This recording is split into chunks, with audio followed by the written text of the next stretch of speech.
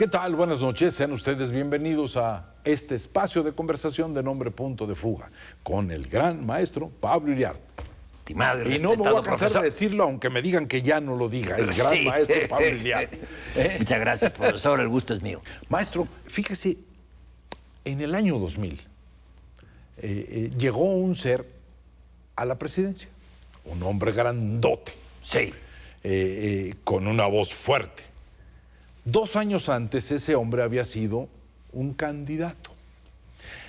Este hombre se ponía orejas de Mickey Mouse, gritaba lo que se le ocurría y fue lo que llaman y dicen algunos gran candidato. ¿Por qué? Por su verbalización, no ponerse reglas, soltar lo que pensaba, no lo que sentía, lo que pensaba, y luego empezó a decir lo que sentía. Y maestro, hay una cosa, ¿por qué llegó a esto? Es nombrado presidente para beneplácito de muchas personas, porque era el primer gran cambio que teníamos. Sí. Al día siguiente, en que toma la palabra como presidente de la República, su personalidad era otra. Se había acabado el candidato y empezaba el gobierno. Mágicamente se perdió como el 60% del encanto en un día y empezó a ser una persona muy peculiar, atacada por su personalidad que antes era tan venerada y tan aplaudida. Qué cosa, ¿no, maestro? Sí, los opositores tienen ese encanto mientras son opositores. Ahora, algún día conversaremos del fenómeno Fox, pero pudo desenvolverse y pudo llegar en un país en democracia. Esa que se niega que no había democracia, ¿cómo que no? ¿Cómo ganó que Fox. no, maestro? Ganó Por él. supuesto que el gobierno le metió miles de millones de pesos a través del Pemex Gate y todo eso, pero Fox ganó. El problema es ser oposición cuando tiende a cerrarse la democracia o cuando no la hay. Yo recuerdo quizá uno de los ejemplos más dramáticos de nuestra historia relativamente contemporánea, ser opositor en la URSS. Oh, maestro, era... Bueno, fueron cientos de miles, en la época de Stalin, los enviados a los gulags, que es decir, los campos de concentración que surgen por las purgas desde luego de trotskistas en el Partido Comunista y en el ejército. Quizá un caso emblemático de ellos sea Bukharin. Sí, claro, maestro. Él era un ideólogo, bueno, y era práctico. Él llevó a cabo la política económica en la primera parte de la época de Stalin. Pero como había horizontalidad y eran camaradas, él se la creyó. Y él tuvo la osadía de disentir en la colectivización de la tierra. Dice, no puede ser forzada la colectivización de la tierra. Lo quitaron del puesto. Sí debe existir el socialismo en un solo país. Muy mal. Y Stalin eran brutales. La manera, en esa época la confesión era la reina de las pruebas. Ahí se instaura. ¿Por qué? Maestro, los grandes juicios de Stalin. Los juicios de Stalin es a través de la tortura autorizada por él. Dejarlos de pie, sin comer, golpearlos todos los días, sin permitirles dormir, y tu familia va a ser arrestada y va a ser enviada a campos de concentración. Todo mundo se declara culpable. Bukharin, cuando lo detienen y posteriormente lo fusilan en 1938 por disentir de Stalin, él dice, bueno, me voy a declarar culpable, pero hagamos un convenio, no le hagan nada a mi familia. Sí, de acuerdo, ok, me declaro culpable. Lo fusilan y a su esposa la mandan a un campo de concentración. Alina, no recuerdo el apellido. La mandan a un campo de concentración, que es la historia que cuenta ella sobre Bukharin. Y pocos años después, bueno, en 1956, en el Congreso del Partido Comunista Ruso Soviético, Nikita Khrushchev denuncia los crímenes de Stalin. Y cuando estaba denunciando los crímenes de Stalin, por allá surgió una voz. Y cuando ocurrían esos crímenes, ¿tú dónde estabas, camarada?, le grita a alguien. Y Khrushchev paró el discurso y dice, ¿quién dijo eso? Nadie, silencio. camarada, cuando ocurrían esos crímenes, yo estaba donde tú estás ahora.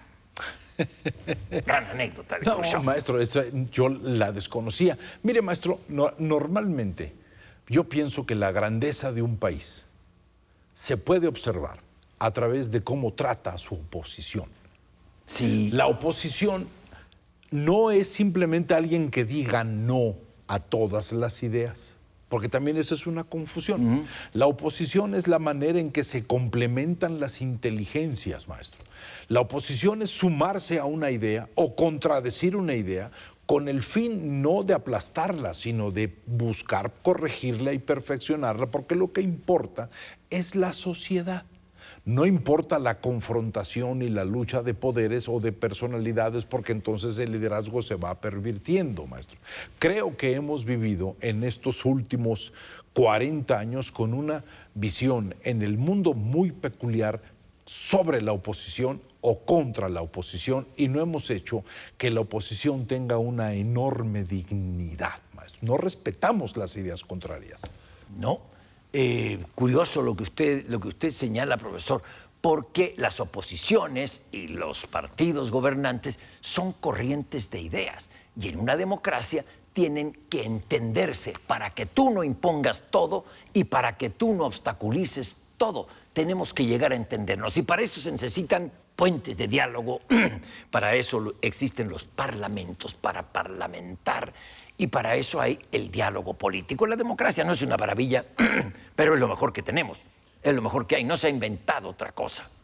Fíjese, maestro, opositores que me llaman mucho la atención. A ver. José Vasconcelos. José Vasconcelos llega con un espíritu totalmente distinto a los generales con los cuales convive. Sí. Él llega siempre con la presunción de que puede modificar a los demás a través del proceso del enriquecimiento del pensamiento. Sí. Plantea toda su campaña a través del proceso del discurso, de apoderarse del romanticismo de jóvenes que buscaban de alguna manera una figura a quien seguir. Viene todo este proceso donde José Vasconcelos acusa al gobierno de fraude, de hacer todas las artimañas posibles. Pero interesante, el José Vasconcelos que vemos después es todo lo contrario a un ser constructivo, maestro. Y acaba con ideas, creo que es el periódico Timón o la publicación Timón, donde aquello huele verdaderamente a la derecha, a la ultraderecha, a las ideas fascistas que fueron contradicción del Vasconcelos de aquel inicio con ese Vasconcelos posterior. A ese Vasconcelos posterior, Ortega y Gasset lo califica como un ser no de grandes ideas, con una cierta cultura, decía Ortega y Gasset, pero es un hombre que no supo vivir la derrota, no supo transformarse, maestro. No saber digerir las derrotas es algo terrible. Y aquí yo vuelvo al tema de las oposiciones. Comentamos el tema en un gobierno absolutamente dictatorial como fue y criminal de Stalin, pero esos gobiernos dictatoriales han evolucionado. Voy a Venezuela, un país muy caro a usted, a todos nosotros. Venezuela surge una gran candidata opositora ahora en las elecciones que serán el próximo año, y el gobierno dice: María Corina Machado está vetada, no puede competir.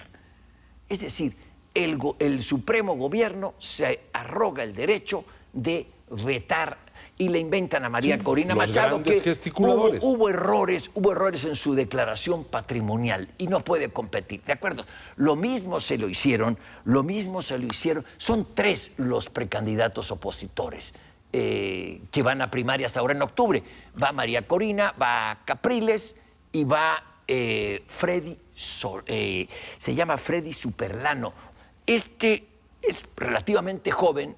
En 2021 fue candidato a gobernador de Barinas, que es el estado que es la cuna de los Chávez. De ahí es Hugo Chávez, de ahí se robaron todas las haciendas para que viviera el papá de Hugo Chávez, el hermano de Hugo Chávez, gobernador, en fin. Toda y va Superlano, la basura. Superlano, la escoria. Toda la escoria.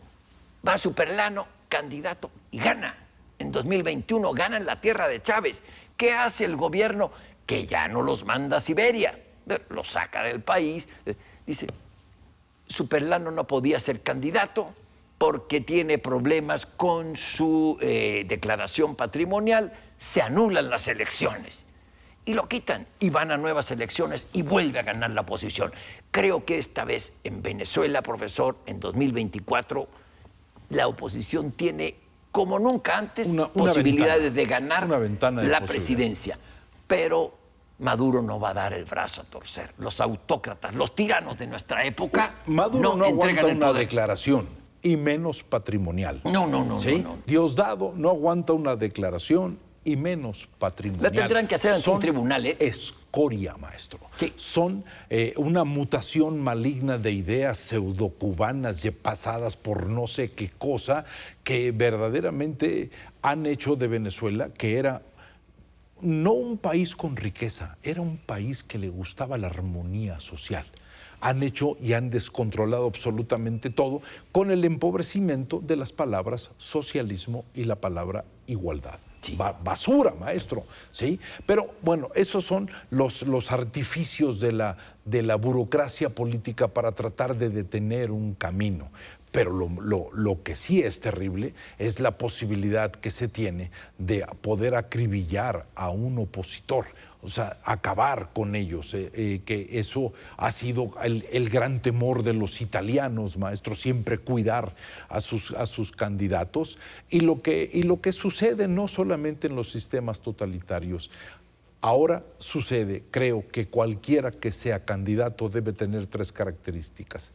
Una enorme paciencia para soportar todo tipo de insultos, impecabilidad en tu comportamiento para poder resistir los ataques furibundos de un sistema, y la tercera, que yo creo que es muy importante, tener la capacidad del líder que decía Spengler de poder visualizar, valorar seres humanos para crear inteligencias grupales que puedan convertirse en equipos formidables, porque los candidatos necesitan equipos y se les olvida, maestro. Sí, y usted lo decía, que saquen lo mejor de una sociedad, de cada uno de nosotros, porque hay otros que llegan al poder y sacan lo peor de maestro, cada ciudadano. O de sus colaboradores. O de sus colaboradores. Entonces, sí, los candidatos deben tener estas aptitudes que usted señala y hay que cuidarlos, porque hay gente muy mala. Maestro, son épocas peculiares. Solamente quisiéramos cerrar con lo siguiente. Ser opositor es una palabra que es fundamental. La democracia es persuadir y dejarse persuadir. Una oposición es el camino para obligar a todos los seres humanos a dejarse persuadir en beneficio de mejores ideas. Maestro, un placer, como siempre. Y nos veremos aquí, en este espacio de conversación de nombre Punto de Fuga, el siguiente sábado.